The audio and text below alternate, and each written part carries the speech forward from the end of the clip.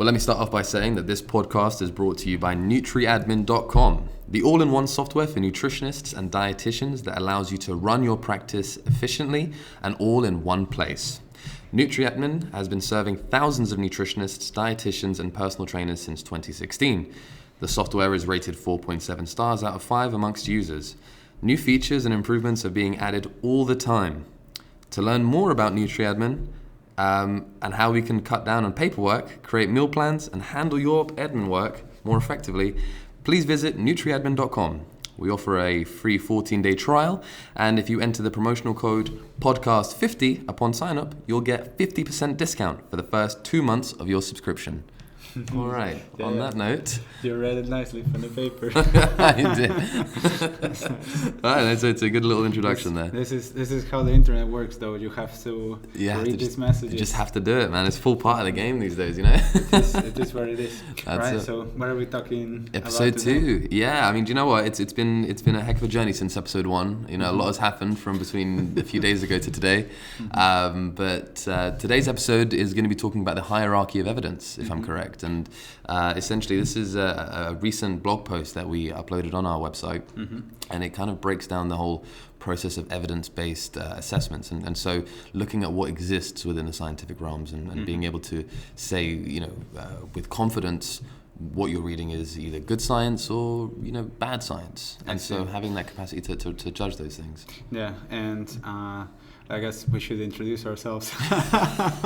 So I am Diego. I'll be interviewing Ismail today. So I am the co-founder of NutriAdmin, and Ismail just joined our team recently, and he has a background in nutrition. So he's written this article he's just mentioned recently, and we'll be learning more about, because I mean, that's the thing with nutrition, right? That you have so many papers published out there, so many studies, like every now and then I hear, oh yeah, a study says blah blah blah, and then this seems like something quite hard to believe. Yeah, so like eggs can cure cancer in the exactly. But then the next article says eggs causes cancer, and the next one is like you need 20 eggs a day. So like, how many eggs do I need to eat? This is the question. I mean, this is the thing about nutrition, and I think that it's one of the most important facets that people, especially those getting into the field and those just interested in knowing what to eat more or what to eat less of. It's very important that when you approach nutritional sciences, that you don't do it with the same lens that you do other sciences or other hard sciences, because at the end of the day, nutrition is a bit of a, you know, it's a mixture of several sciences. It's a social science, it's a practical science, and it's also it's a biological science. It's physics at times. You know, it's a lot of things going on at once, and so you have this huge plethora of information coming out, investigating different things using different methods, and often they come out with different results. Some may be investigating the same thing. So let's say you have two different team of scientists, both investigating the role of avocados in life. And that's very important. That's the most, like, every millennial listener will they'll understand. Yeah, we should add this keyword to the podcast: avocado, that's toast, that's what it's all about today. No, it's right. So, you know, they might be looking at avocados in two distinct ways. So one might be looking at avocados from a environmental perspective, and so they'll be discussing it, you know, as like, nutritionally, avocados have benefits in terms of the fat composition, and it's a good source of fat. But again, you'll have other papers that will be like discussing how it's destroying planet Earth and how we probably shouldn't be eating avocados at all. It's the worst thing to happen in the world since plastic. And so it does come at like a mild contradiction. And so being able to break down that information correctly and being able to come up with your own judgments, I suppose. And these judgments have to be based on a sense of being able to critically appraise what you see correctly. And so that's why I wrote the blog post there, and which took a little while, I think. I see also, so critically, if you work in nutrition, it is important that you can present accurate information to your clients, evidence-based, and you can have the credibility and the reassurance that the advice you're providing is the best that is available. But then for everyone else, if you're just a regular person that wants to make good decisions regarding their diet and wants to eat, well, you will be bombarded with messages all over the internet. You'll hear all sorts of contradictory messages all the time. This happens to me, right? Like it happens to everyone. You go online, you scroll through social media, and you see study reveals, you need to eat chocolate every day. And then it's like, is this true or not? Well, I mean, we do have this big problem with fake news when it comes to politics, economics, etc. But the same is true for nutrition. Of course, I think it's one of the first areas where fake news really took hold. Yeah. Nutrition is one of those, because it remains not just something that you study, it's part of everyday life. And so for thousands of years, you had holistic medicines and whatnot, and nutrition was a part of that. It really, and so to this day, it's really hard to separate what is science, what is factually understood, and what is essentially tradition, and what's poppycock. What's just something that someone just made up one day. They ate a blueberry and they thought this is the greatest thing to have ever happened to humanity ever. And I think that it's understandable there'll be misinformation because, well, on the one hand side, it's a very complex problem to study, nutrition, as you've mentioned, but then also there are all sorts of companies trying to sell all sorts of products right there, right? So they will... the food industry playing a massive role in terms of trying to promote their own agendas, and I'm not saying that McDonald's is. I think McDonald's is kind of resigned to the fact that they know that they're pretty unhealthy. I don't think McDonald's would have the courage right now to say that their food is exactly healthy. But I respect them for that. I respect them for the fact that they don't exactly say that their food is gonna be life-changing. There are some other cases where. The food manufacturers, they'll sponsor some research, right? Saying, like, find me some way of claiming that drinking this sugar drink can be fine in some circumstances. But this is the thing about science. It's like, and it's a very important point to make sure that the listeners here kind of get. It's that for this, today's science is not. It's always been this way, For example, let's take a little trip back in time to the 1800s, and let's talk about the discovery of bacteria. When we found out as a species that bacteria is in fact the thing that is the vector of disease, was the cause of disease essentially, and a lot of them.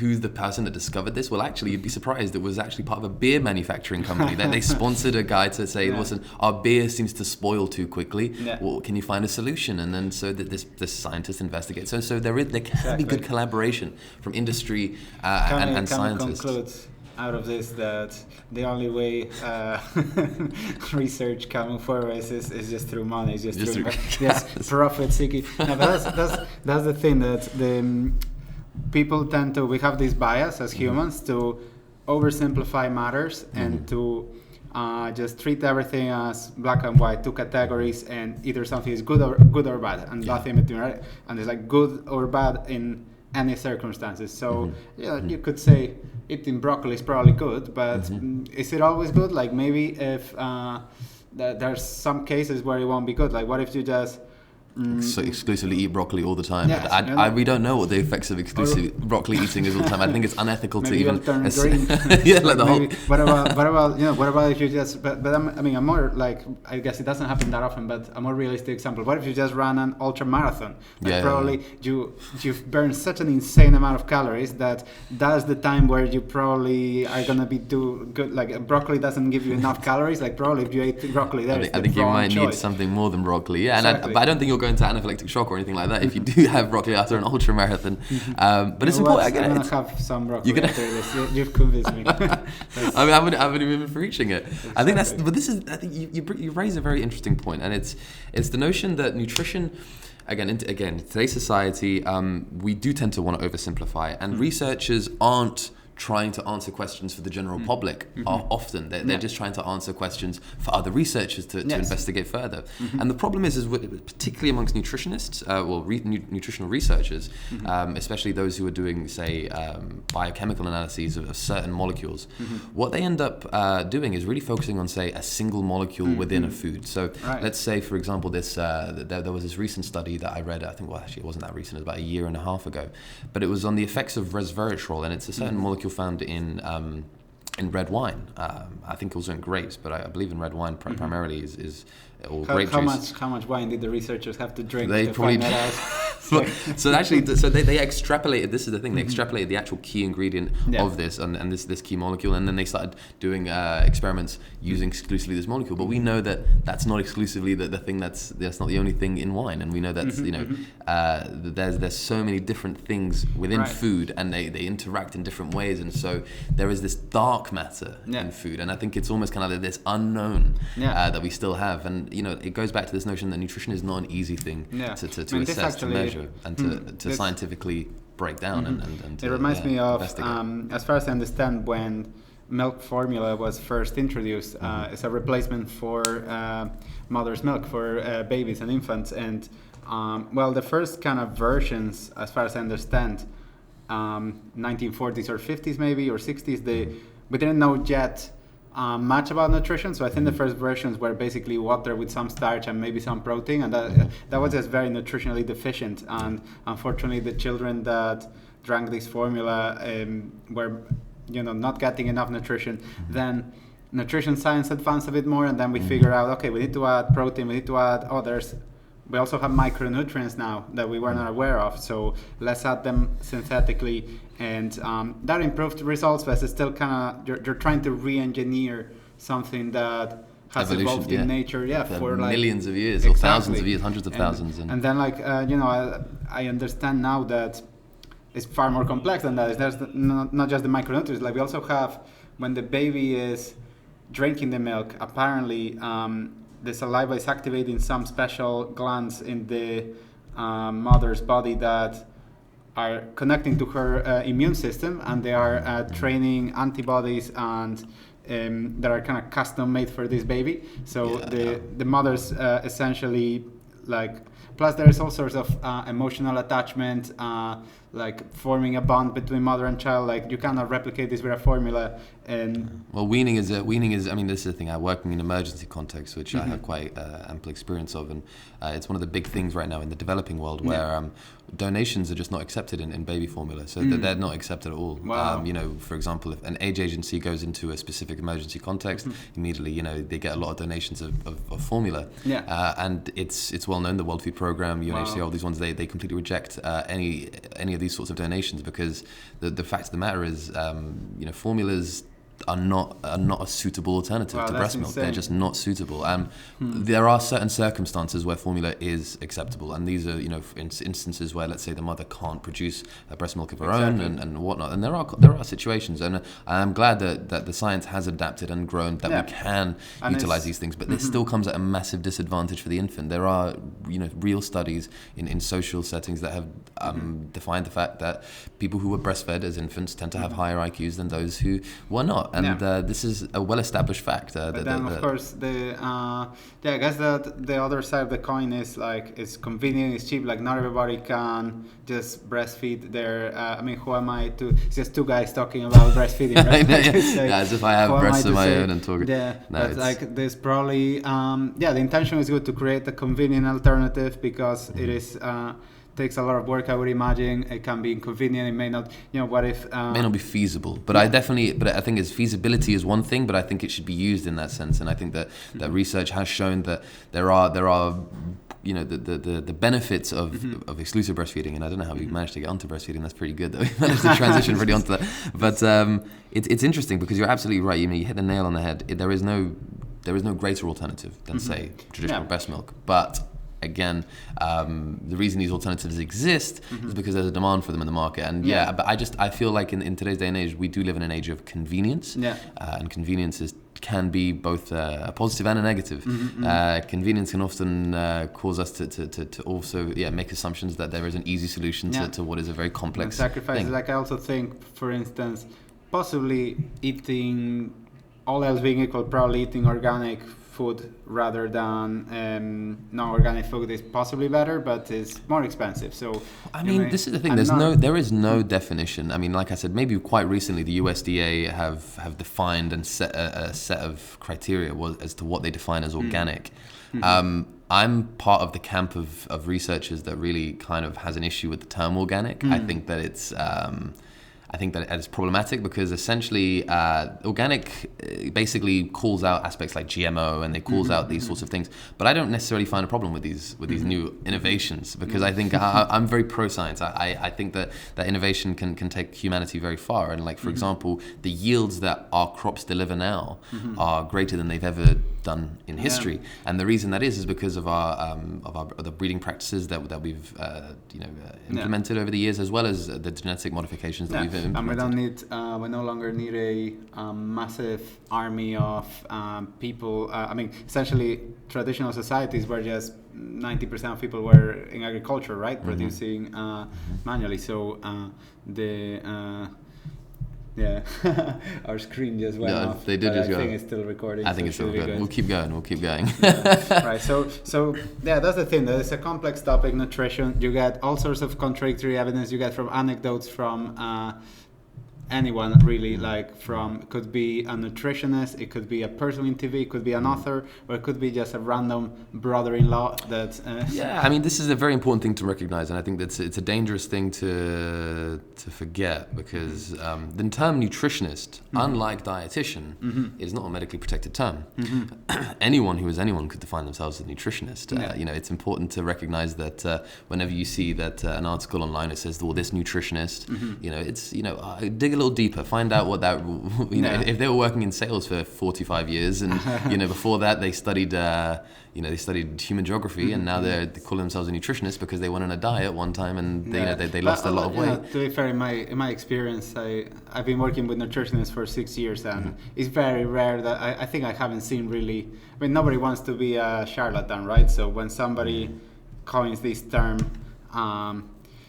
I mean, they must have some sort of relevant background. Many of them will get some certifications, but indeed, it's not. You have to be careful with the terms, right? The same with organic. As like the other day, I wanted to buy some organic beef, and I found it online in a shop, and I read the description. It sounded like such a premium product, like best quality. Like it almost sounded like this cow was happy to eat, and almost like it's. But then you dig deeper through the description. This is a cow that has been grass-fed, but also grain-fed. So that means corn, and corn is just the cheapest way to feeding animals in farms.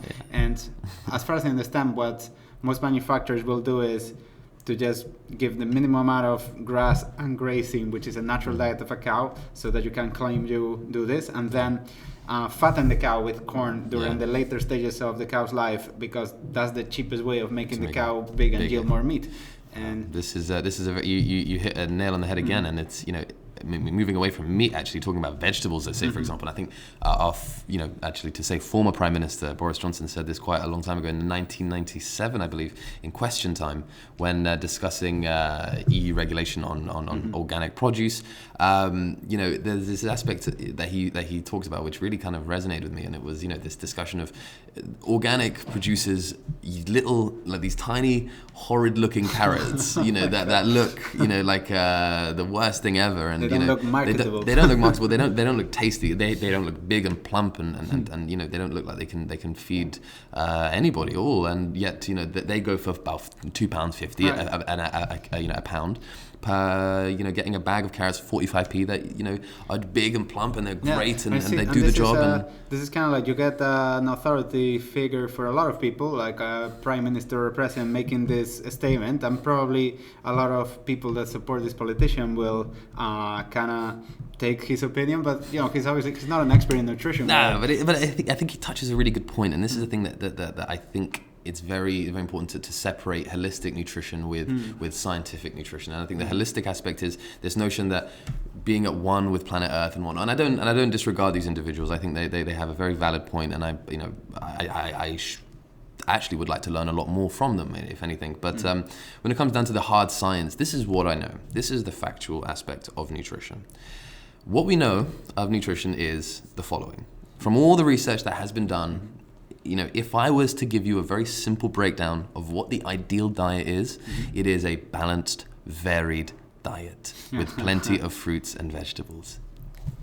That's it. Really? That is it. There is nothing. But isn't there room for some unhealthy snacks? Well, yeah, no, but like I said, a balanced, varied diet, which is like essentially inclusive of sugar. It includes, any foods that you want, but just never in excess. So you can have a Coca-Cola once in a while. It's not terrible, and I'm part of that group of people that will say that without fear of saying, "Oh my gosh, you just said Coca-Cola is okay." I didn't. How do you feel about people that have literally no sugar at all? I cut out all these processed sugar. I guess I have some natural sugar in vegetables, but sugar is to me.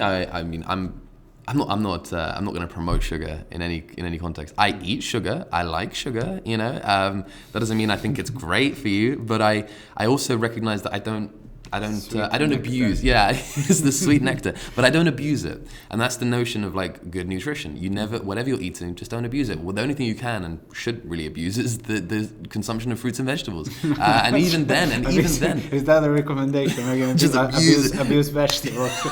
Is that going to be misinterpreted? They're very terribly misinterpreted. There's going to be carrots. Maybe those organic carrots from Boris Johnson have been abused too much. They're just upset. Yeah, it's all my promoting. Headline, Boris Johnson abused carrots. But but this is the thing. The only thing I would say that you can eat plenty of, and even when I say plenty of fruits and vegetables, I really mean more vegetables than fruits. Yeah. And when I say fruits, I mean don't blend it. I mean eat it as it is, as it is in its natural form. Instead of juices. Exactly. And that's don't eat just carrot flavored crisps. That's not the same as eating a carrot, right? But that's not to say that you shouldn't ever eat carrot flavored crisps. If you want to eat carrot flavored crisps once in a while, go ahead. And if you want to have that carrot cake, go ahead. And if you want to have what if somebody's listening to this and they're having carrot cake every day and they're thinking, here is some guy telling me it's okay? No, what I'm trying to say, and this is the thing, I hope they've understood what I'm trying to say, which is if you're eating it every day, you shouldn't be. If you're eating 40 odd grams of sugar every day, refined sugar that is, not occurring naturally, and you're over consuming, and in terms of the balanced food play, you're consuming a ridiculous amount of carbohydrates and simple sugars at that, and the amount of fruit and vegetables you eat accounts to, say, one portion of fruit or vegetables per day. This is not ideal. And what you're really looking to do is say, I want to have a balanced, varied diet. I want to have a good diet. That involves having a balanced diet. And a balanced diet is one where you don't have to think about it. Because this is the most important thing. People who plan their diets, great. If that's your prerogative to do so, that's great. But for the layman, everyday person who's just trying to get along, go to work, come home, do their standard duties, they want to cook something when they go home, and they don't want to have to think about the breakdown of carbohydrates to fats to proteins. Well, let me give you the best advice. Sustainable. Exactly, simple, sustainable, and also balanced. If you've noticed, if you're at the supermarket and you're noticing that you're buying the same products every week, perhaps that's a sign that maybe something should change. There should be a little bit more of variety there. Yeah, I see bodybuilders even doing the same mistake. Like that bodybuilders. You'd assume. I'm very against the notion of bodybuilding as a sport in the professional sense, but we can get to that in episode 3. But what I'll say is I see a lot of these fitness professionals who will advocate a very strict diet where you have to eat these foods every day for a set amount of time. It takes away a sense of a humanness about it. It's like you're not living anymore. Food is one of the few things separate to say. It's one of the few human instincts. You could argue many of these athletes are getting the results they want. So I guess if these are athletes, these are athletes. But some people that, but it's not for everyone, right? Like you shouldn't just copy this diet if. But at the end of the day, there are many ways of achieving different goals. So, for instance, when it comes to what to eat, you check marathoners, and some of them eat meat every day, some of them are vegetarian, some of them are vegan. So you can be a athlete with a different types of diet that just shows you.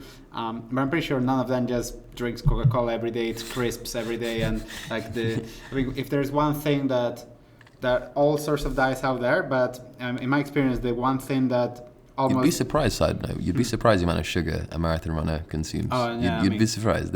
From my experience training with marathon runners, the use of jelly babies and jelly beans and these sorts of things is a prominent tool. But it helps. It really there is a time and place for it. Yeah, you're burning so many calories that you just literally cannot digest them fast enough. You need those gels. fast releasing sugars in those moments. You're running, say, 26 miles. I don't even know how a marathon is. That 26 or 28? I don't exactly know how much a marathon is, but you're running one of these. I think it's 26. 26. So running one of these, that's crazy amount of mileage. And you're burning a hell of a lot of calories, but also as you're running, you need something that can quickly get into your bloodstream ASAP. You need quick glucose quickly. A Lucozade will do the trick. And this just shows you how nutrition should be personalized. Different people have, so it has to adapt to your.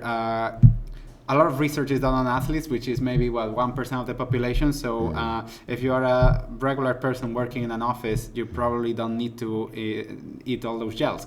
Then there are people that have special medical conditions, and maybe they'll have to make some special considerations. There are people that want to eat certain foods for ethical, religious, or for their own preference reasons, or maybe they just don't particularly like the taste of certain foods. So there are people with different budgets, with different time for cooking, people that need to feed a family of 10, and people that don't eat. Very true. So what you're getting to actually is a very good point about there's not one size fits all. Exactly. Nutrition is a very personal thing, and one of the big things I used to do when I was running my consultancy, even when I was a personal trainer, was always say to the person who I was training or the person I was advising is to say, listen, it's a matter of trial and error. You try something and it works and you're happy with it and you feel like it's sustainable and you can maintain it, give it a go. And if you find that you're losing a lot of focus and you're noticing there's something wrong, your body has a great way of telling you when you're not when you're not happy, when your body usually tells you when your body no longer fits in your trousers. That's either positively or negatively. Like I said, like imagine if you're trying to lose weight, let's say for example, and you visit a nutritionist and they advise they advise a few diets, but what they'll often say is let's try a few things. If that doesn't work, then we'll try something else. But this is the big thing, is like it is trial and error, because every individual, and this is the thing you have to remember, humans aren't categorical. We're kind of like we're spread. If you look at a nice Gaussian curve, we do have an average where most people fit, but the spread of humans is quite insane. I like the spread of humans. I like to think that I am quite special. Yeah, you just think you're you cannot categorize me. I am you're Spanish, in the tail ends. Very rebellious. I don't want to be put into your neat little boxes. Thank you.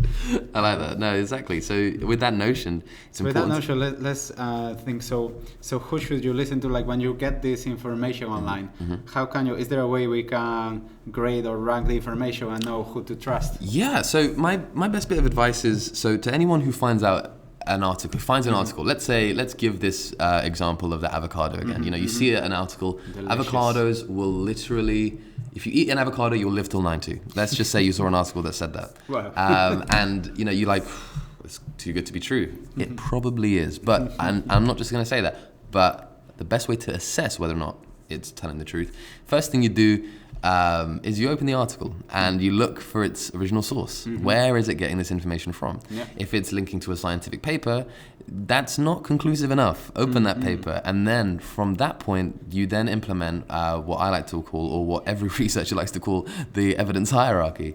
Now the evidence hierarchy, a full breakdown and explanation of that can be done on was done on our blog post. So if you want to check that out, that's available on the nutriadmin.com website. blog.nutriadmin.com. Fabulous. Thank you for that, Diego.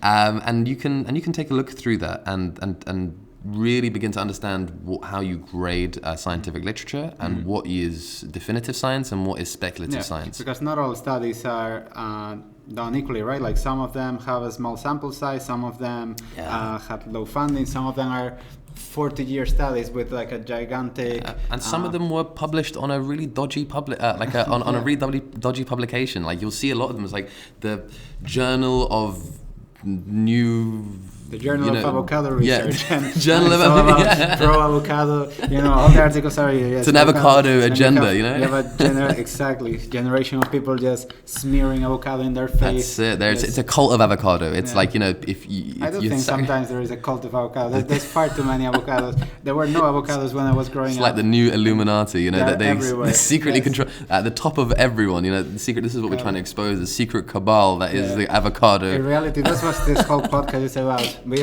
live in an avocado conspiracy. Avocados are ruling the world. That's tough. They are. We might get demonetized for this. This is the avocado. They're going to cut us off. It's going to be. Let's cut to our sponsor, Avocado Federation. And we'd like to give a special. To give a special shout out to avocado.com first. No, but you're absolutely right. Avocados are tasty. They are right. They're good. They're good. I mean, like I said, I just don't worship them. This is what a lot of people have a tendency to do in this day and age. And I don't know why I'm hating on the avocado so much. But I think the reason I'm hating on it is because, again, it's not native to the UK. Again, this is another thing. No. I don't mean that. I don't mean it like that. Some nationalistic. Secretly, it's not British enough. I'm not happy with it, and this is terrible. I'm really upset. I want tomatoes which are not British. I want potatoes which aren't British, and I want all that British food, British. But now, what I mean to say by this, and I on a very serious note, is the fact that we have this tendency to assume a very exotic food is the food that's going to cure us. Yeah. No, it's like there's so much. There's so much. It's again this like craving for quick solutions to complex problems, right? Like there's this new berry that we found out in some remote mountain. South African village, we found this new berry called the Guji berry, and this Guji berry has all these spectacular effects. Live up to 100. Yeah, but this is the thing. It's they don't realize a lot of people, especially those who are the holistic types, who always talk about environment and they always wave their arms. We're not going to criticize. No, I'm not criticizing. I'm just saying that we're very neutral. But this is those ones who will also consume a lot of these products, but they're also the ones who make this point about environmentalism. On the environmental perspective, importing foods that have a huge carbon footprint, from like South Africa all the way to the UK in tons and tons, which obviously is creating a heck of a lot of carbon emissions and a heck of a lot of, on top of that, unfair probably trading practices in order to acquire these fruits and vegetables or whatever they might be. It does come with its costs, and it's living ethically in this day and age from a nutritional perspective comes with the realization that eating locally sourced produce is probably the best. And if you're gonna do that, if you're gonna live on a culturally sensitized diet, so if you're in the UK, you want to preferably go for things that grow here naturally. You want to go for these sorts of fruits and vegetables. But there are caveats with that. They will add a lot to the cost. There are they're often cheaper. It's often cheap. Like I said, cucumbers and whatnot, tomatoes and all these sorts of natural, like these things that grow in the UK quite commonly. No way. Like when you go to the supermarket, most of cheapest foods are imported from other places. You'd be surprised. You would honestly be surprised. It's like you will notice that yes, there are like our close neighbours, Spain and Netherlands being two of the greatest producers of fruits and vegetables in all of Europe, I believe, if I'm correct. Because it depends, like you can raise chickens in the UK, but for instance, growing tomatoes here is really costly because of the weather, right? Exactly, but much more effective in, say, the Netherlands, where they have all these new, very innovative farms that grow vertically, so they grow them. Another example of just using technology, innovation, and science to because I don't think they had tomatoes in the Netherlands in the past, right? I don't think they had a lot of things in the Netherlands in the past, but now they seem to have it all. But I mean, like I said, again, oranges won't grow in the UK, but I eat a lot of oranges, and I'm not saying that maybe I should cut down on the oranges because of its eco footprint. But actually, it comes from Spain. Spain is relatively close to the UK, and so when it comes to import-export, it's about being conscious of where your food's coming from as well. So that's also something to consider for the average layman person. But also, like I said, and this all goes down to the same point that I've emphasized before, a good, to identify good science, and to identify, and to be able to independently verify these claims that are being made across the world by the multitude of scientists that exist. The first thing you do is you try and understand the hierarchy of evidence, and you try to say the hierarchy of evidence, and it's like a little pyramid. It's not a pyramid scheme. Don't worry. I'm not trying to sign you up for something. Is this a avocado-related pyramid schemes. You'd wish. I mean, but no, it's on the blog post, and I really recommend all the listeners here to go and check it out because it gives you a nice breakdown and a nice understanding about how to grade scientific literature. Right, so it's like a ranking system for scientific papers. Exactly, but it's not exact. The way I've kind of broken it down is I've taken away a lot of the technical terminology as much as I could, and what I've done is I've very much simplified it to its core aspects, to what it really is. And so you have obviously meta-analyses and systematic reviews at the top. But even then, like I said, I even made this point in the blog post, which is that even the greatest kind of scientific studies, which employ the best sort of methods, even they can have their limitations. And because, like I said, let's say, for example, with a systematic review, and to all the listeners who don't know what a systematic review is, it's essentially a collection of reports that have been pulled together, depending on a research, or based on a research question. So you're looking at, let's say, the relationship between feeling happy and eating avocados. I keep on mentioning avocados, it's in my head now.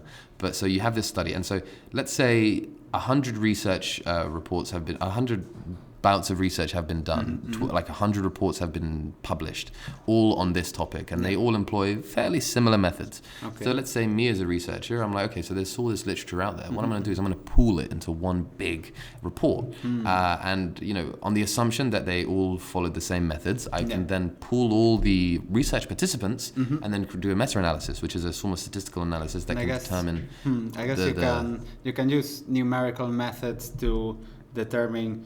To give different weights to different studies depending on the amount of participants, the quality of the data, like if the methodology was more systematic and reliable, right? Exactly. So this is where I was going to go with this. So it's like the looking at the studies that they included, that's a good way of determining if it's a good research paper. Sometimes the research question that a systematic review tries to answer really just isn't a commonly asked question, and so there's not a lot of research on it, and so they're only left with like 5 papers, and so they can't exactly make a conclusive argument, even though it's on the top of the hierarchy. Yeah, so I guess even though that's the best method, it's only as good as the data you can put into it. So voila, it's spot on. If there is no, if my question is not really it hasn't been researched before, then not much you can do, right? Exactly, yeah. And then also there's, and I think a lot of these case studies that you'll see, a lot of these reports that you'll see and these articles online will meta-studies. A lot of them will reference a very, very small sample-sized,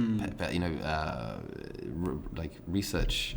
So let's say, for example, I saw one quite recently that was looking at the relationship between, I believe, microbiome and I think it was depression, and I think it was trying to make a calculation between the two and trying to basically build a relationship, see if one existed. The amount of research, but there was 40 research participants in that.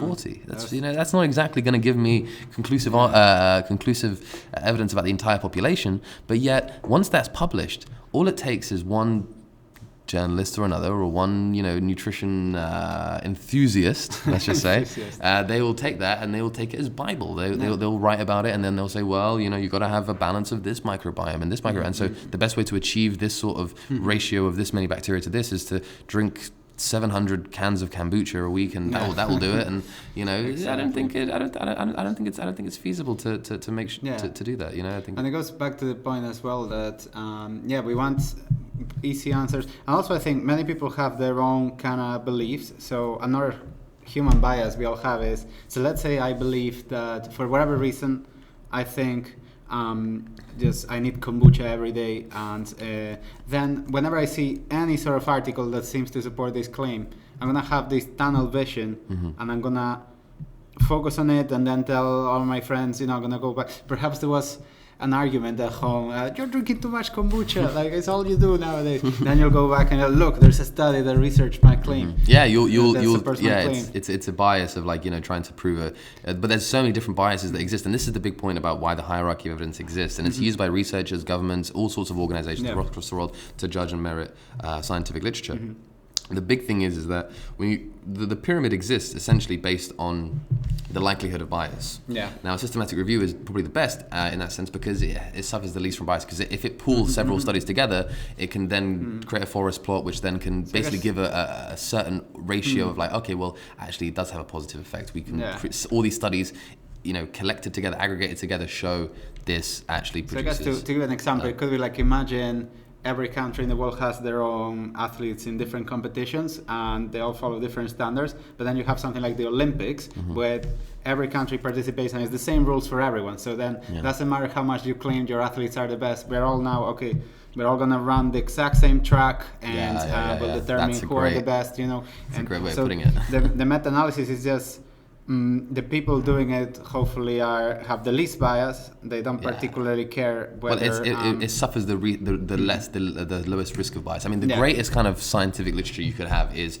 probably a systematic review or a meta-analysis of 100 to 200 randomized control trials, which are the best primary sources of evidence. Exactly. And you pull all of that, that's going to probably give you a really, really solid answer. That's going to give you conclusive evidence, I think. But again, people often take a single randomized control trial, like a randomized control trial of sleep and the blue light. So that's pretty conclusive evidence on that anyway. But my point is like they'll read one paper and it had a research participants of like 50 or 60, and that will in their heads, it's a randomized control trial. That's great. It's the best primary source of evidence. But it's one. It's only one though. One. What was that thing you mentioned to me yesterday? I think it's only 5% of all scientific literature can ever actually be replicated. Like I read about that. How so whenever you publish a study, ideally some other like unrelated unrelated research facility or researcher is going to replicate it. So they're going to try to choose all the variables that you've chosen, and they're going to try to just get to the same conclusions that you got. But the thing is that typically, usually, research is a lot of work. It can take years of people working to publish a paper, and somebody has to pay for that. These are very highly educated people. They are just working on the cutting edge, and usually you need somebody to finance this. Could be educational institutions, governments, or private sector. And then whenever you have this one study published that costed X amount of money to produce, then normally there's just no money in just repeating the same experiment again. So it ends up being this question where only, I guess, the most famous or really critical individual gets the opportunity to really do that. You're absolutely right. These are the limitations we live in society, and I think we kind of have to accept that it is what it is in that sense. And there's not really much as individuals that we can do in order to kind of change that. But what we can do as individuals is to really say, okay, you want to know more about X, Y, or Z. Okay, so what's the first thing you do? First of all, educate yourself on how to grade things. Educate yourself on how to be critical about things. Don't seek out answers solely for the sake of trying to prove something you already think is the case. Check multiple sources, right? I like to check. Be your own worst enemy. Like I said, be a devil's advocate. It is something that I have lived by my entire life, and I swear by it. Honestly, it's one of the few things that I will preach, because when I was at university, maybe I lost a lot of friends for it. A lot of lecturers found me very annoying. But even if I didn't agree on something, I would fight on that point. Like let's say my teacher would say milk is white. It's black. I would say it's black, and you tell me why it's white. And I will try and challenge them. Even if I don't agree with my own statement, I would fight for that position, because I think it's important to try and always find. But it's important to question things. To question things, always. Questioning whether milk is white or not. You get, like I said, you never quite know. It turns out it's cream. It's not white, nor is it black. It's cream, and so we both got it wrong. It's a good point. I did have this physics teacher when I was in high school that would arrive at class, and he would look at us and say, "What is matter made of?" And we would say, "Atoms." And then we'll be like, "Have you ever seen an atom?" I haven't seen an atom, no. So then why do you say it's made of atoms if you haven't seen it's a good point. It's a really good point. And it makes you think, it's in the book, like you give this pathetic answer. Like the thing is, you've been told, you say it's atoms because that's what you've been told. Then as you hopefully, if you go into physics and you do research and you study, you start to see more and more and more evidence that matter is made of atoms. How you can, like the kind of series of experiments that have been made over time until we arrive to this. Proving is a strong word if you are pedantic enough. Like there's really no proof for anything except well, I mean, now you're mathematics. starting to get into the whole flat Earth theory, guys. Well, This is what they kind of preach. But then again, no, there are, like I said, with mathematical proofs, there are certain ones that do just exist. But There then are when it comes to physics, is there are just certain.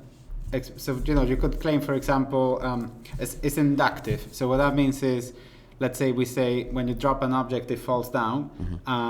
We just take this as fact because there has been just uncountable experiences where this has happened. The moment we throw something, we release an object and it goes up, then suddenly this will invalidate the theory and we'll have to figure out why this happened. Well, this is why we create laws. This is why we create laws. I mean, listen, it is a good one. There are certain things I would definitely say are factual, though you can't prove it. Now, let's say, for example, and this might be a little one I might go over the heads of a few people, but this notion of like infinite prime numbers, it's like it was one of the first proofs that was ever published. It was done by a Greek philosopher, and it was this notion that are there an infinite number of prime numbers? And how do you answer that question? Well, first of all, you say, okay, well, let's just assume in this context that you have an n number of prime numbers. Let's sum them all up, plus one, that's a prime number. So you end up having another prime number. So more than what already exists. And I think that's how the proof kind of went. Anyway, I think I maybe oversimplified it. But the notion is that certain proofs do exist and you can use logic in order to prove that. And then there are certain things that are almost guaranteed certain, but you cannot really.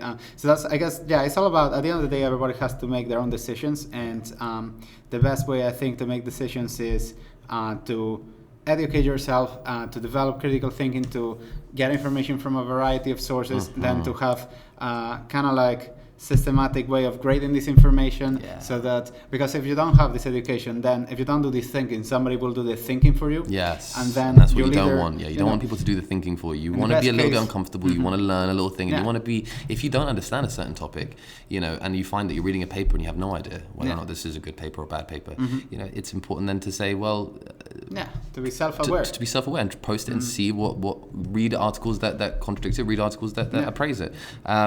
And to be curious as well, because if once you discover, I don't understand this topic, you can look online, right? And then you check a variety of sources. And as you do this more and more often, then you will start to see certain patterns. You'll kind of come up with heuristics, such as if it is an exaggerated claim from a dodgy-looking source that is too good to be true, well, that's almost always not going to be right? Then when you have like a reputable source that has published a lot of like high reputation articles, like all the best experts and scientists are there, that's probably good. But then again, is you shouldn't just assume it's good.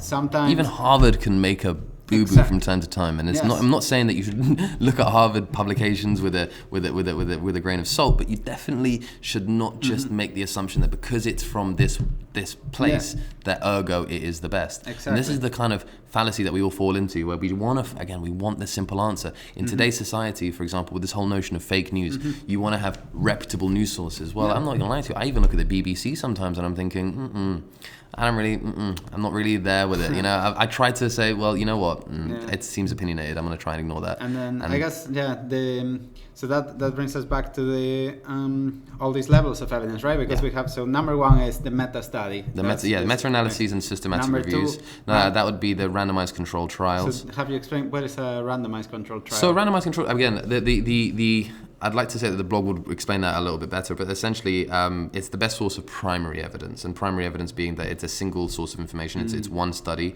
and the way it works is that you have two groups of participants, and one gets the treatment and the other one gets a placebo, or they get nothing, or they get something else, but it's not related to the treatment that you're trying to investigate. And you have these two groups, and how the research participants are allocated to each group is done through a randomization process, and that's a very important process. That randomization element ensures that one group doesn't, again, natural allocation comes with it a lot of bias, because like, for example, in this randomized, if it wasn't a randomized control trial, why would a participant go to one group and not another? Like, so there will be you may subconsciously choose like people that have. But there will be reasonings, right? There'll be subtle reasonings, because again, you can measure realistically, if we had the computers to do it, every variable can be accounted for. But in this day and age, we don't have such technology to do that. But the thing is that the reason we don't have exactly, and it's hard to account for all of those. My point is that with, say, another type of research study, which is a cohort study, you have natural allocation. You have two groups that kind of either do one thing or don't do another thing. So let's say one group eats avocados. The other one doesn't. Why? So is it because they're more health conscious generally? The ones who eat avocados tend to be more health conscious. They tend to have higher educations. They tend to do this. It's a tendency. It's not saying that it's factually that you're going to have avocados, ergo you're going to be smarter. But it's the group that eats avocados tend to be more well off because they can afford it. They tend to have higher educations. They tend to have been exposed to the avocado toast brunches in London. So they tend to spend more. So they have more money, etc., etc. So they're going to go to that one group, and that creates a bias because then you're going to have a pool of people that are a bit more, that are quite homogenous in one group, and then another group which then these two groups are not homogenous. But within the group they might be very homogenous, but internally, but externally between groups you're going to see. This exposes a major kind of limitation of thinking and research and observing. It's just inherent to when you come up with a hypothesis like eating avocados makes you live longer, let's say. Well, you may observe that people that eat avocados live longer. This may be the case. You may just check 1,000 people that eat avocado regularly and 1,000 people that don't, and you may, on average, they have a slightly higher life expectancy. But that doesn't prove that it's the avocados, right? You bring a great point. I said what you just described there as a good cohort study, a good observational study design, and you can follow these people up for years, and then what you'll notice is that why do they eat avocado? There are far more reasons to that, but then a randomized control trial accounts for that because it's controlled. Every variable that you can that within reason is controlled for. The allocation between groups is controlled for. And so therefore when whatever evidence, so you expose one group to avocados, you expose another group to a fake avocado, which is an avocado, something else completely, it's just paste, whatever. And they eat it, they both teams eat it, and one is actually eating the avocado, the one isn't. Over time you follow them and you see if there is a trend going on. And if you have assigned them randomly, then hopefully, if the statistically speaking, I mean, imagine if we have thousands of people, then you will have variety of age, gender, socioeconomic status, education, fitness level, that random allocation will give a 50-50 for each group. Exactly, because they cancel, all these variables cancel each other out. The bigger the sample size, the better. And then what you want to achieve is that you have two people that collectively, as a statistical entity, they are identical except for this one variable, the avocado. And this variable is like 100% of the people in one group eat the avocado and 100% of the other one do not. So that gives you a lot of... And I think the power to make an assumption, because if you start noticing differences that are statistically significant, let's say one group is really living longer than the other. I mean, the one problem with a randomized control trial is that because it's controlled, you can't... realistically, one of the big problems is that it's hard to do an RCT for many years. You can't control these variables forever. You will have to force people to eat avocado and their one for exactly. And also you have to control other variables in their life. Let's say one is smoking, and they decide some people in the group, avocado group decide a huge health conscious change, and so that would change the group. Excuse me, sir. Can you maintain your life exactly as it was for the next 40 years? Exactly. Just so that you're a convenient data point in my study. Exactly. So this is why it's not feasible to do these kinds of studies.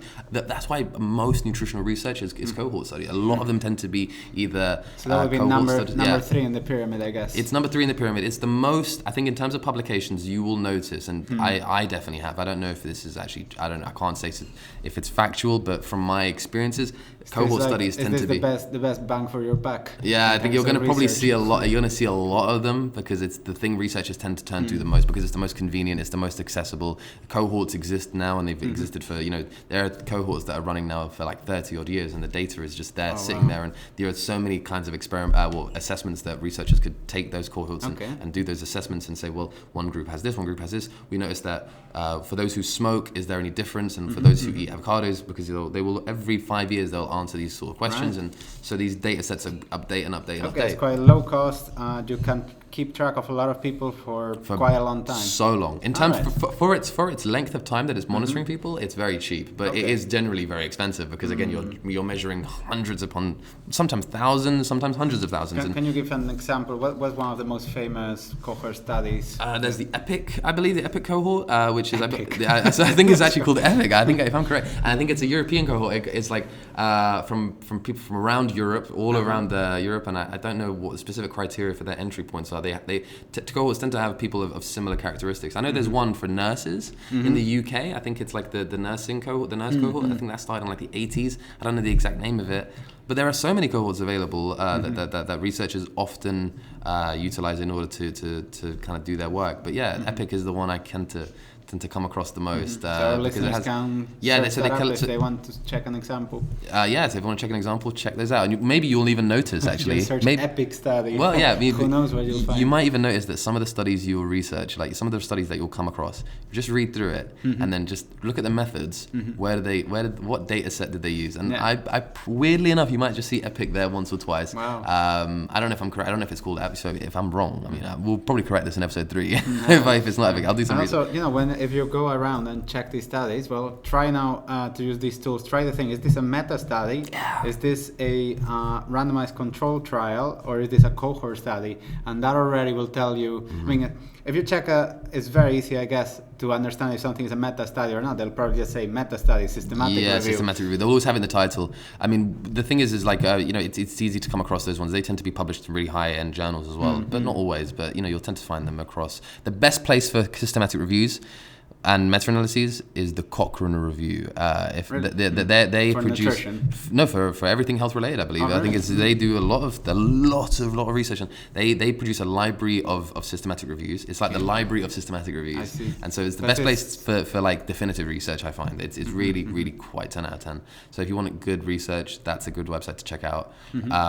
On top of that, actually, there's, so I'll be moving on from the pyramid. So we've had the meta-analysis. Definitely not a pyramid scheme. It's another. So we have the meta-analysis, systematic reviews. We have the randomized control trials. We have cohorts. Beneath that, we have kind of other observational study designs. Now, the thing is, they are lower in the pyramid scheme. They are lower in the pyramid. Sorry, they are lower in the hierarchy. Yeah. But they still have their uses. They have their benefits and they have their functions. So let's say, for example, cross-sectional studies.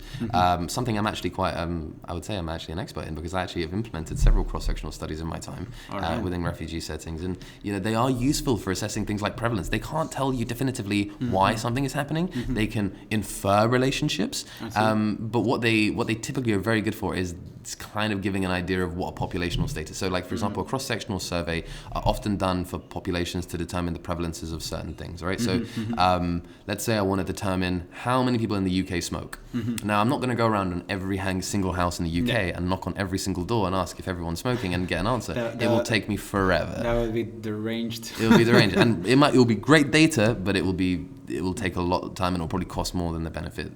So the best thing to do is actually to do this sort of cluster sort of survey design where you kind of get a sample, a bunch of households from different regions and weight it depending on whether or not you were in an urban setting and a rural setting and whatnot. This is similar to how, let's say, when there's an election, they do a poll the polling, right? So that's cross-sectional survey design, really 10 out of 10, that's exactly that. And so they do yield good information, right? They're so quite exactly, normally, the UK polls, like, when the polls close and it's like, it's going to be a conservative majority, when you hear that on the news, they're 99% of the time, they've always been right. That last poll is definitive. Because how many people is in the interview? Like 35,000 normally? 35,000. But what they do is they... In a country of 60 million people. Exactly. So that's not bad. For that small little bubble of people, they were able to determine who's going to win an election every single time. So it's really quite good. And, they have their benefits. What they can't do, though, is say why a certain thing has happened. So let's say I measure smoking and I also measure, the fact how many people have cancer in each household. Now I do the sampling. I can infer that there's higher cancer prevalence amongst households who smoke, but I can't say definitively. Obviously, if we didn't know everything about which we do now know about smoking, but if I didn't know, let's say, and I had this argument, and I'm looking at these papers, okay, well that's a good. It gives me a good idea of what to do next, which is a randomized control trial. Yeah, exactly. That's what I was getting into. So I guess this is a cheap way of probing, and because that's the thing also that for most people don't perhaps realize how research involves a lot of trial and error, where you spend just years like collectively trying things that just don't yield any results or that don't work in research of any kind, like because you're trying to find the unknown, you're trying to discover something or perfect your knowledge in an area. You cannot just look it up, find in a book the answer, like you're trying to find it out. So if you are able as an institution or as a researcher to conduct a variety of cheaper studies over time, then I think this gives you the best chance to find one promising area, and then you invest more resources and you dig deeper into that area with a randomized controlled trial or even a cohort study. And over time, I guess, when, let's say, something like smoking being linked to lung cancer, this has been established. This took decades. It took a lot of research. It wasn't. I mean, what they noticed it, and I think researchers just found it. It's like we're starting to notice there's a high prevalence of cancer amongst those who smoke, and it's like we noticed that, and it actually all starts at the bottom of the pyramid. So the bottom of the pyramid, you have expert opinions. Obviously, that's an opinion of an expert, which again, no brainer as to why it's at the bottom. But even the expert opinion have a valid. Because again, an experts have been in a set. Even if the expert is a very reputable man with a beard. Yeah, very reputable. Very wise. You know what I mean? White, looks like Merlin. Like he's saying some crazy things. He could still be wrong. He could still be wrong. That's why it's at the bottom of the pyramid. You shouldn't take what he has to say as definitive, but you should definitely make he's made a valid point. Well, let me investigate that further, and then you start doing the layers of evidence, and you start adding on to that evidence until eventually it becomes conclusive. But where all evidence kind of begins is, let's say you have a rare disease. Let's call it COVID-22, and let's say you have a guy who's gone to hospital. He's at hospital, and there's a few people at hospital, but this one person's at hospital in particular, and he's got some serious respiratory disease, and he's not very well. And you're thinking, well, what the hell's going on here? I wonder what's caused this. And now he's got severe pneumonia, and you're probably thinking, how the hell has that happened? Again, you ask him a few questions. You've done his tests, and you find that he's got this. He was infected with this new thing, and you're like, okay, well, I wonder what that is. And so from there, you can say, you can't say definitively at that point that this COVID-22 it causes the pneumonia and these respiratory disease. One data point. It's one data point, but what you can do is now have a hypothesis, and so. Then you start building, and then eventually, within a few weeks, you can say definitively. Obviously, with diseases, it's a bit rarer. I mean, COVID-22 spread rapidly. COVID-22, but the idea that you, from a single case study, can generate a hypothesis is the argument I'm trying to basically establish. There are loads of hypotheses that are being generated all the time, and most of them are disproved. That's normally what disprove happens. is also just as valid as science as proving something. To disprove something is just as valid. To say that something has no relationship is great, because actually it gives scientists a way to say, well, I don't need to investigate this anymore. Yeah, it's true in, let's say, entrepreneurship as well and invention. So Thomas Edison is credited to be saying, I didn't fail 999 times. I just found 999 times that don't work to make a light bulb. Yeah, exactly. Right? I found 998 ways how not to make a light bulb, and then I just found one. Exactly. All I need is one way to make it work. And so, you think about it systematically as it's all about applying the scientific method. Trial and error, so you observe a phenomena that seems unusual or interesting, then you design a hypothesis, you think, why is this the case? You just come up with a model, and then you design an experiment that kind of ideally will yield this result where if my assumptions are true, this is what I expect to happen. If the assumption is not true, I expect something else. Spot on. And then you add as many data points because, sometimes there's random chance. So you may actually get the result you expected from your experiment just by luck. Yeah, there is always a chance. And there's an important point to mention. A lot of papers will always say, we have definitive evidence because our p-value was 0.05. What is a p-value? A p-value is a way of basically, it's a statistical point is saying it's like a probability, and a p-value essentially gives you a probability of something occurring by chance. And so let's say you have a p-value of 0.1, 0.01. Maybe that's 1%? 1% chance. If you have a p-value of 0.1, it's 10% chance that it occurred by chance. And so back in the 1920s, there was this researcher that basically said the threshold for significance, and I do that with quotations in case you didn't see me, is essentially 0.05. So that basically for nutrition research. For most social science research. Really? Most of it, like psychology, sociology, nutrition. Shocked. Yeah, and it's a terrible, because physics uses 5 standard deviations to define if something you want to define a new state of matter. You're going to have to say that there is a 1 in a million chance that this didn't happen by chance. That this happened by chance, and the 1 in a million is fair enough because you're dealing with something so small and minute that 1 in a million still isn't. 100%. There's literally no funding to do such a level of research. It would be insane, right? It would be insane. And so 0.05 is the threshold we accept, it's the threshold we use. I don't really like it, because what it does is people often think that, oh, it's 0.05, ergo it's 100% this relationship exists. It's literally 95% at best. Yeah, 95% chance, but like there's 5% chance that it didn't, Assuming also that you may sometimes, by design, you come up with a hypothesis, then you observe the results. So that may mean that your hypothesis is correct, but it can also happen that you found, so you asked the wrong question and you got the good result. Yeah, like exactly. Your hypothesis. There is an aspect of logic here that needs to be applied, and this logic is more kind of like when you find a relationship that makes that is significant, is there a pathway that makes sense to explain it? And if there's no feasible way that one could, like for example, there is a relationship between ice cream sales and the number of car crashes. There is a linear relationship that exists somewhere out there for these two, and that you put these two data sets together, you're going to find significant, very significant. But but there's no feasible way these two can make sense, and so they can't be. And so you have to use a bit of logic. You have to be, context is specific. Context is important. So when you're developing a hypothesis, there has to be a mode and a reasoning as to why the hypothesis is feasible. And also you need to be prepared to update your views and kind of refine them over time, because that's the thing. We're going to now come up with some observational studies, then we gather enough evidence to warrant a randomized controlled trial, let's say, and we start to formulate this hypothesis where,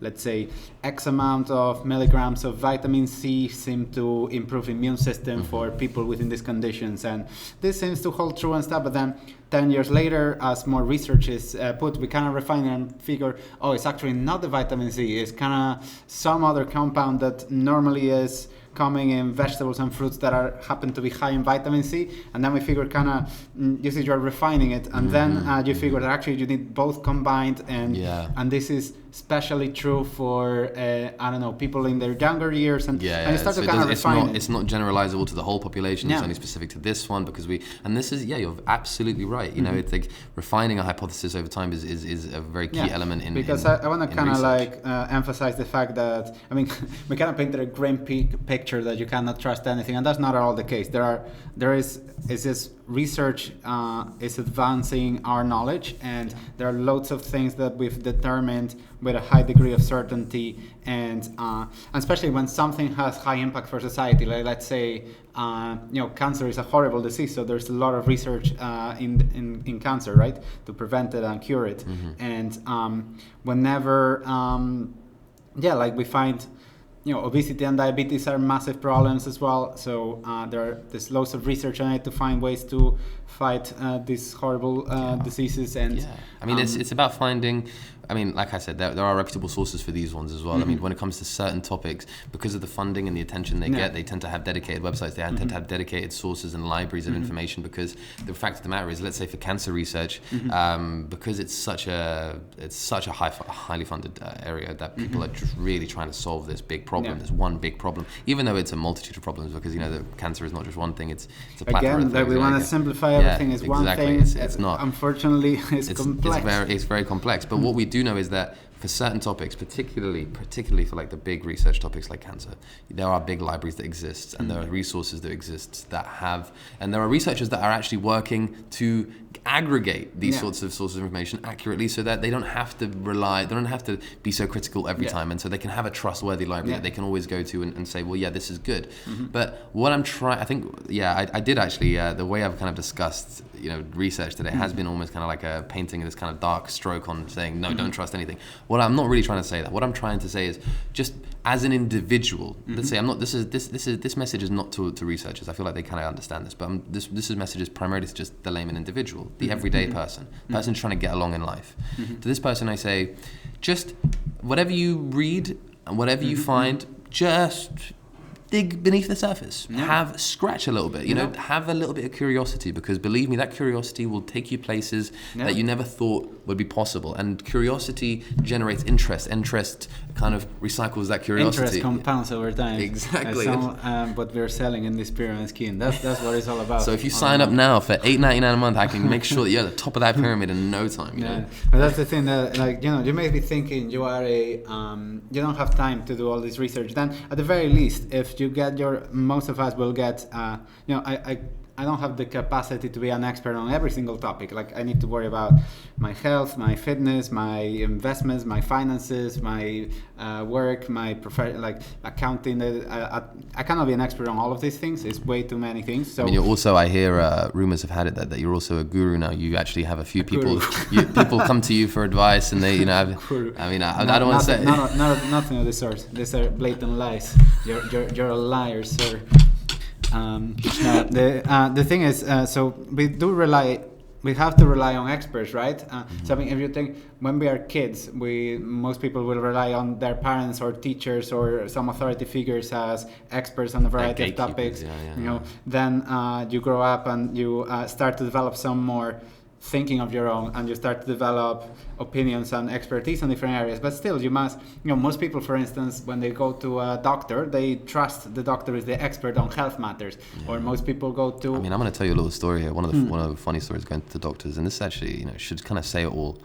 I went to the doctors once because I really had a terrible pain right in my chest. I go in and we talk for a while, and he's an old doctor. He's probably in his 60s, 70s. Before you say this, is this going to be something we're not allowed to say? No. It's just quite funny because at the end, you know, he's looking at me and he's trying to understand what's wrong. He turns over and he opens this book, and it's literally a book of diagnostic medicine. All right. And he's just looking in costal pain. Oh, maybe it could be this, you know? It goes to show they don't know it all all like that. And like nobody knows everything, right? Nobody like knows everything. And I'm an expert in programming, and sometimes I don't know how to reset my password on a website. Like maybe shocking behavior. And no matter how much of an expert you are in technology, you will never know how to operate a printer. No matter what you do, doesn't matter if you have a PhD in computer science, you will press the button and you will waste this page of paper. Whoever works for HP and the Canon and all these ones, the ones that produce all these printers, like they must have programmers designed to. I'm going to annoy the world. Waste paper. It's always this test page. It's like, what do you mean? I have no ink, but there is enough ink to. But print do the test paper. It's killer. I just wasted all my ink. So we're finding out a lot about printer technology today. I mean, that's the thing. Yes, I mean, we got. If there's anything I'm going to call out today, it's the printer companies. They should add.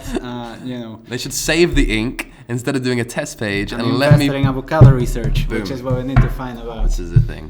Exactly.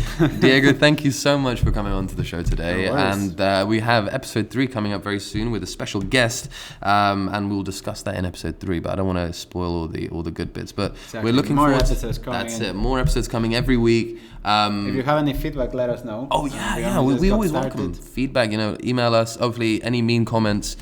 We'll take it on the chin, but any foul language we'll have to delete. I'm really sorry, but we're on guidelines. So we recommend. So if you have any feedback, if you want us to talk about any specific topics, if you're interested in coming onto the podcast, please reach out. The link is actually the link to send feedback is in the description below. We're gonna be. You can email us. You can send me an email at diego@nutritionist.com. And the podcast we are just publishing it on iTunes, Apple Podcasts, Spotify. So you should. We're pretty big. We're huge. We're pretty huge. we had 19 viewers yesterday. We're killing it. We're gonna. Wow. That's a start. I mean, look, we hope to have big things come out of this. And like I said, if you've enjoyed this podcast, all things nutrition. That's what you should search by NutriAdmin. You should search. If you search NutriAdmin in Apple or in any of the podcasts, you should be able to find it, and Fabulous. You can subscribe. NutriAdmin. And the all-in-one software that also provides you with a weekly podcast on all things. Because it's a software for nutritionists, but also we are passionate about nutrition. We want to discuss this. We want to bring in the experts. Obviously it's just us two today, but we're going to be bringing in experts on different topics to interview, and Ismail will be handling most of those. I will be, yeah. And I'll be the Larry King. I'll be asking the questions. No, you'll be having a lot of discussions from me, but I'll be asking a lot of very interesting questions to our guest participants. And also, we're interested in starting a new series as well within this podcast series, but it's going to be like a sub-series, which is going to be taking scientific literature, the crazy articles, the ones that are really the headline catchers, and try and disseminate whether or not it's telling the truth or whether or not it's valid to apply into one's life. So I think I'm going to start with an avocado paper. I think that's going to be the right way to go about it. Are you going to find one? I need to find one. Are the avocado people gonna be happy with that? I don't know. Yeah, I'm starting to feel a hot something hot in my neck, as if there's a laser. I don't know where it's coming from. A sniper. I'm already being watched. Oh no! Already if you don't hear from me next week, you know what happened. Okay. Avocado to that, because the avocado contains the pit. It's so hard you can be literally stoned to that. Yeah, that's how they do it. That's how you know if I was done by the avocado guys. So you'll know. Raid my post-mortem. If you see blood to the head with avocado's pip, then you know what happened. Okay, you know who did it. I don't know how you're gonna explain this one to the courts. The courts are already been purchased by the avocado people. They already own everything. Avocados, they're just way too delicious. They have a product that people are addicted to. I know, it's stronger than cigarettes, more addictive than cigarettes, and all these things. It's the most addictive thing on the planet. Too creamy. It's just something so creamy. So great. I mean, it's we're going to try and calm down the avocado talk for next week. Avocados are nice. I actually pretty much like avocados. Yeah, well, I'm okay. I like a cucumber. Definitely not saying this to safeguard my my safety. They're honestly very tasty. Although I prefer olive oil because I'm Spanish. There you go. And I'm Greek, so there you go. You have the olive oil team here. Exactly. Team olive oil all the way, and that's how it's going to be. Butter in bread. That's a mistake. Chili, olive oil, extra virgin, first press. Why wait until everybody has had their fun with the olives? Nah, you gotta just that first press. The first press is the cold press is the best. Exactly. On that note, we wish you a very lovely day. Thank you for listening. And thank you for listening.